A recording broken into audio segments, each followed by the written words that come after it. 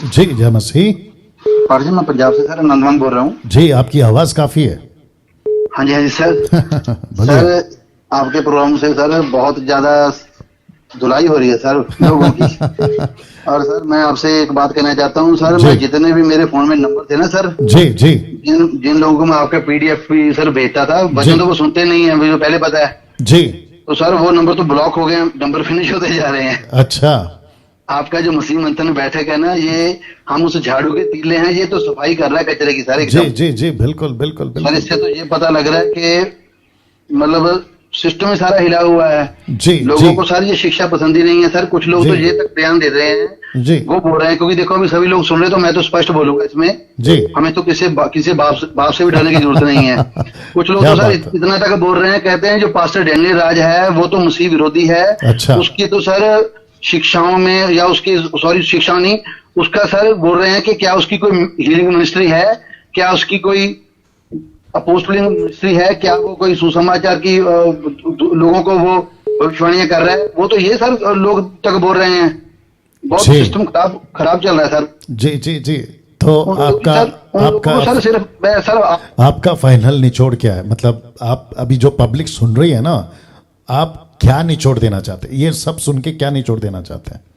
Sir आप इसी programme से क्लियर कीजिए सर, क्योंकि सर हमें तो पता लग गया कि आप वचन के बिल्कुल अकॉर्डिंग चल रहे हैं। जी ओके तो लाइन में बने रहे आनंद मान जी। और जितने दर्शक देख रहे हैं मैं आपको भी बता दूं, मेरे दिमाग में एक एग्जाम्पल है। एग्जाम्पल ये है, निकलना मती की किताब उसका 3:12। बहुत ध्यान से सुनना आनंद मान जी। और मैं इसका जवाब इसलिए दे रहा हूं क्योंकि बाइबल से जुड़ा है, ऑफ कोर्स डॉक्ट्रिन से जुड़ा है और मसीह समाज से जुड़ा है। ये व्यक्तिगत प्रश्न नहीं है, ये मसीह समाज से जुड़ा है, ठीक है। और जितने दर्शक देख रहे हैं आपको बताता चलूं, मैं 2 कॉन्सेप्ट रखूंगा। एक है मत्ती 3:12। जॉन द बैप्टिस्ट कहता है कि उसका सूप, यानी कि यीशु की बात कर रहे हैं वो कहता है कि उसका सूप उसके हाथ में है और वह अपना खलिहान अच्छी रीति से साफ करेगा। मैं रिपीट करता हूं, अपना खलिहान। खलिहान मतलब जहां पे गेहूं रखा जाता है, जिसको गोडाउन कहते हैं, जहां पे गेहूं रखना चाहिए। लेकिन वो क्या कहता है कि अपना खलिहान अच्छी रीति से साफ करेगा। अभी कैसे मैं आपको बताता हूं। आगे कहता है अपने गेहूं को तो खत्ते में इकट्ठा करेगा, परंतु भूसी को उस आग में जलाएगा जो जलने की नहीं है। तो आनंद मान जी आप भी सुनिएगा कि यीशु की जो कलीसिया है, खलिहान, गोडाउन या जो भी आप बोलो, खत्ता, ठीक है ना, वहां पे एक ही चीज रहेगी और वो है गेहूं। लेकिन गेहूं के ठीक अपोजिट में, गेहूं को इंग्लिश में वीट कहते हैं और भूसे को वीड कहते हैं, WEED, वीड। तो यीशु कहता है कि मुझे वीड नहीं चाहिए, मुझे वीट चाहिए, मतलब गेहूं चाहिए। अब इसका दूसरा एंगल, आप मेरे साथ बने रहें और जितने दर्शक हैं वो भी सुन लें। और इस वीडियो को एडिट करूंगा तो लोगों तक भी पहुंचा दें, या नहीं सुनना चाहते तो उनकी मर्जी। आप सभी जानते हैं कि एक प्रभु का दास था ओल्ड टेस्टमेंट में, उसका नाम है गिदोन, इंग्लिश में उसको गिडियन कहते हैं।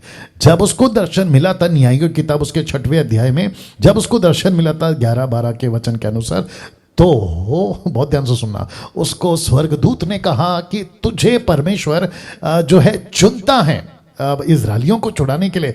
7 साल की गुलामी, मिधानियों के अंडर में था वो, 7 साल की गुलामी उससे छुड़ाने के लिए। तो तेरे पास में जो सिपाही हैं, सेना है, वो 32,000 है, 32,000। ध्यान से सुनना। तब परमेश्वर के पास में ये जाता है और कहता है कि प्रभु मेरे पास तो 32,000 हैं, उनके पास में तो इतनी आर्मी है कि कीड़ों के जैसे, मतलब अनगिनत, गिन नहीं सकता। आप जानना चाहते, पूरा तो नहीं पढ़वा पाऊंगा, आप लोग सभी जानते हैं। आपको पता है वहां पर परमेश्वर ने क्या कहा? परमेश्वर ने कहा कि काम करो, अनाउंसमेंट करो। तो अनाउंसमेंट ये था कि जिसको जिसको लगता है डर, वो जाए अपने अपने घर। तो 32,000 में से 22,000, लेट मी रिपीट, 22,000 लोग वापस चले गए। बचे कितने? 10,000। अब ये कहता है कि प्रभु अब तो और कम हो गए 10,000। तो प्रभु कहता है कि ये भी ज्यादा है, तो फिर क्या करना है? बोले एक काम करो, सबको पानी पिलाओ। तो नदी के किनारे जब पानी पी रहे थे तो 9,700, आप जानना चाहते हैं, वो पानी पी रहे थे घुटने टेक कर, लेकिन 300 हाथ में, जैसे कुत्ता चपड़ चपड़ पीता ना, वैसे पी रहे थे। तो प्रभु ने गिडियन से कहा कि काम कर, 300 को अलग कर, 9,700 को अलग कर। बोला ओके। जब अलग किया तो कहा कि 9,700 को घर भेजो। वाह, फिर बचे कितने? 300। तो इसका मतलब है कि 31,700 घर चले गए और बचे कितने? 300। तो आपने जो आनंद मान जी, आपने जो कहा ना कि आपका फोन का कांटेक्ट में से नंबर खत्म हो रहा है, तो नंबर खत्म नहीं हो रहा सर, वो जो बेमतलब के 31,700 थे ना, वो घर जा रहे हैं। जी सर, बिल्कुल सर। तो आपके पास में क्वालिटी के 300 लोग हैं। बोलिए। बिल्कुल सर। सर वो यही बात बोल रहे हैं कि कहते हैं क्या डैनियल राज की कोई ऐसी मिनिस्ट्री है जहां पर उसने हीलिंग की हो? ओके ओके, अब अगर कोई जानना चाहता है तो मेरी जो मिनिस्ट्री है, मैंने 5 मुर्दे जिंदा किए हैं। जी सर, वही तो बात। जी, मेरी बात सुनिए। और मेरी बहुत सारी वीडियो है। एक वीडियो ऐसी है जहां पे एक औरत है जिसके बदन से कंकड़ निकले हैं, और उसको, अगर मैं गलत नहीं हूँ, कितना मिलियन से उसको 1.7 मिलियन वीडियो लोगों ने देखी है। 1.7 मिलियन यूट्यूब पे अभी भी पड़ी हुई है। तो जो कहते हैं कि मेरी मिनिस्ट्री क्या है, यूट्यूब चेक करें। और साथ ही साथ में वो भी छोड़िए भाई साहब, आपको एक प्रश्न पूछूंगा और जी सर। दर्शक को भी पूछूंगा, क्या चमत्कार के बेस पे, पावरफुल मिनिस्ट्री के बेस पे सेवक तय किए जाते हैं या खरी शिक्षा के बेस पे?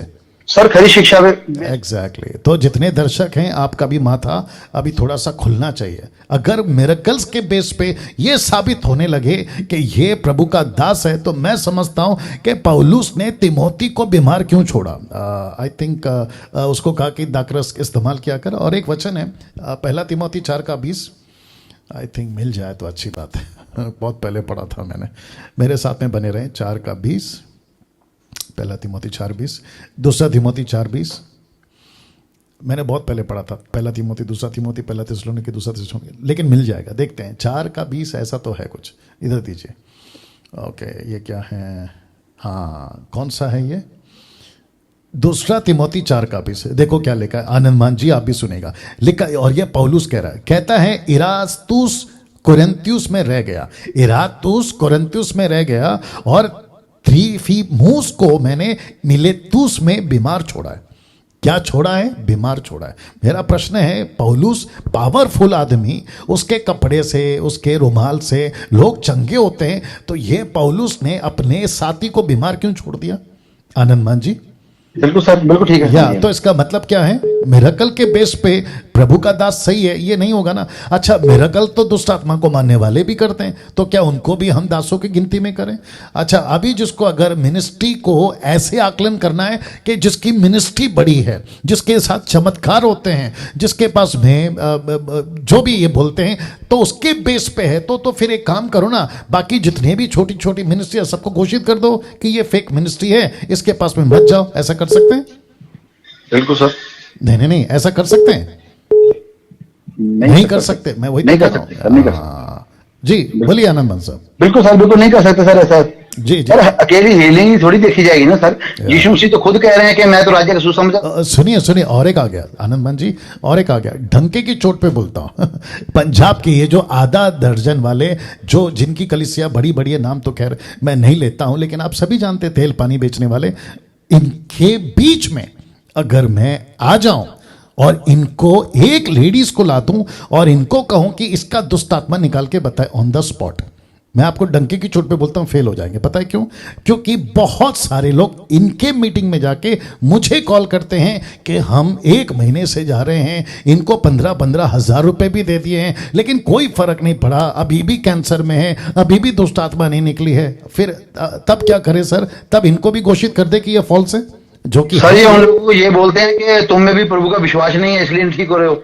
अरे सर, प्रभु का विश्वास नहीं है ना, तो फिर आप घोषित करो कि हम कुछ नहीं है, जो भी कुछ है आपका विश्वास है, फिर ऐसा घोषित करो। चलिए, इसको ज्यादा लंबा नहीं खींचेंगे, बट मैं समझता हूं कि जिसको समझ आ गया वो समझ गया, राइट।